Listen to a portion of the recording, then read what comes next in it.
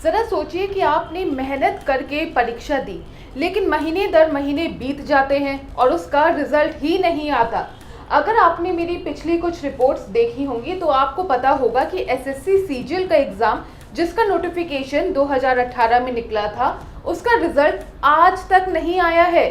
Social media पर छात्रों ने एक मुहिम भी चला रखी है, लेकिन इसके साथ साथ दर्जनों ऐसे एग्ज़ाम्स हैं जिनका फॉर्म फिल हुए साल हो गया है और अभी तक या तो एग्ज़ाम ही नहीं हुए हैं, और अगर एग्ज़ाम हुए हैं तो उसका रिजल्ट का आने का कुछ अता पता नहीं है।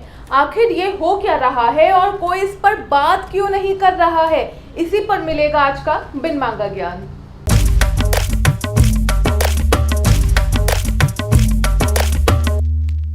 सोशल मीडिया पर छात्रों ने थक हार कर एक कैंपेन चलाया। हर वीडियो के नीचे #speak up for SSC students लिखा तो इनकी बात नज़र में आ गई। लेकिन सच्चाई तो ये है कि दर्जनों ऐसे एग्जाम्स हैं जिनके होने की तारीख या रिजल्ट का कुछ अता पता नहीं है। एक एक करके आपको बताती हूँ कि सरकारी नौकरी पाने के लिए जो एग्जाम्स हैं उनकी दुनिया में कितनी समस्या है, लेकिन किसी के कान पर जूं तक नहीं रेंगता है। एसएससी CHSL 2018, इस एग्ज़ाम के लिए नोटिफिकेशन आता है 5 मार्च 2018 को। टीयर 1 यानी कि एग्ज़ाम का पहला चरण होता है उसी साल जुलाई में। टीयर 2 यानी कि दूसरा चरण होता है अगले साल यानी 2019 के सितंबर में। फरवरी 2020 में रिजल्ट तो आता है, लेकिन करीब 4000 छात्रों के आते हैं 0 नंबर। जी हाँ, 1, 2 या 3 नहीं, 0। और बोला जाता है कि उन्हें 0 नंबर मिला है अनफेयर मीन्स का इस्तेमाल करने की वजह से।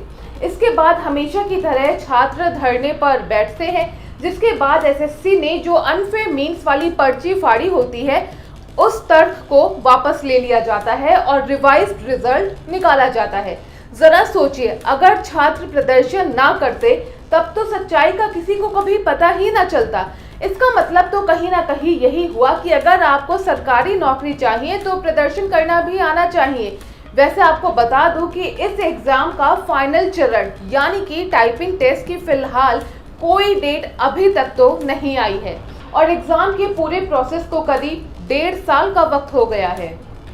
एसएससी MTS 2019, इसका टीयर 1 यानी पहला चरण हो चुका है सितंबर 2019 में, दूसरा चरण नवंबर 2019 में, और उसके बाद एग्जाम्स करवाने वाले अधिकारी शायद छुट्टी पर चले गए क्योंकि तब से अब तक रिजल्ट का कुछ अता पता नहीं है।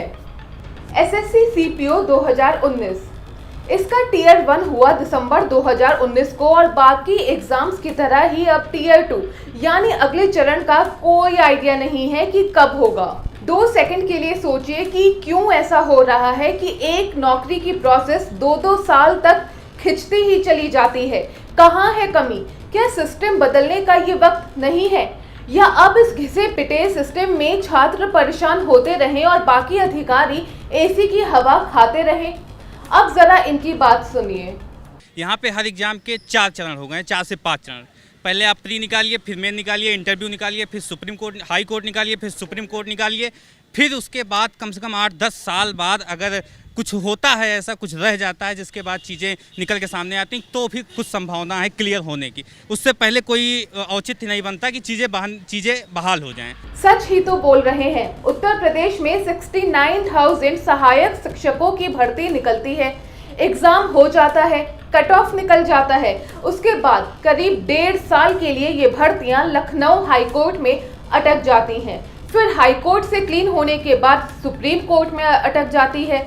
दरअसल इसमें आरक्षण के नियमों का सही तरीके से इस्तेमाल ना किए जाने का आरोप लगा था, जिसकी वजह से ये मामला अटका पड़ा है। मेरा फिर वही सवाल, क्यों एक प्रॉपर ऐसा सिस्टम नहीं बनता कि ये सभी समस्याएं वक्त पर सॉल्व हो जाए या ऐसी समस्या आए ही नहीं। लेकिन नहीं, हमें तो अब ऐसी खबरों को सुनने की आदत हो चुकी है कि फला एग्जाम का रिजल्ट कोर्ट में अटका पड़ा है, फला एग्जाम में चीटिंग हुई इसलिए छात्र प्रदर्शन कर रहे हैं। हमारे लिए तो अभी एक नॉर्मल बात हो चुकी है। यूपी में ही वीडियो यानी विलेज डेवलपमेंट अफसर का फॉर्म निकलता है 2018 में। परीक्षा 2018 में हो गई, रिजल्ट हमेशा की तरह अगले साल 2019 तक आ गया। जो छात्र पास हो गए उन्होंने लड्डू बांट भी दिए, लेकिन ज्वाइनिंग का आज तक कुछ अता पता नहीं है कि कब होगी। मैं समझ रही हूँ कि शायद आप सोच रहे होंगे कि एक न एक दिन तो रिजल्ट आ ही जाएगा, वो मुझे भी पता है, लेकिन इतनी देरी की वजह से तमाम तरह की दिक्कत आती हैं छात्रों के जीवन में। जैसे अगर 2018 के एग्जाम का प्रॉपर रिजल्ट 2019 तक नहीं आता है तो वही छात्र 2019 का एग्जाम भी देगा। और कई ऐसे एग्जाम्स हैं जैसे कि एसएससी, जिसमें कि वेटिंग लिस्ट का भी कोई प्रावधान नहीं है। ऐसे में सीट्स वेस्ट हो जाती हैं।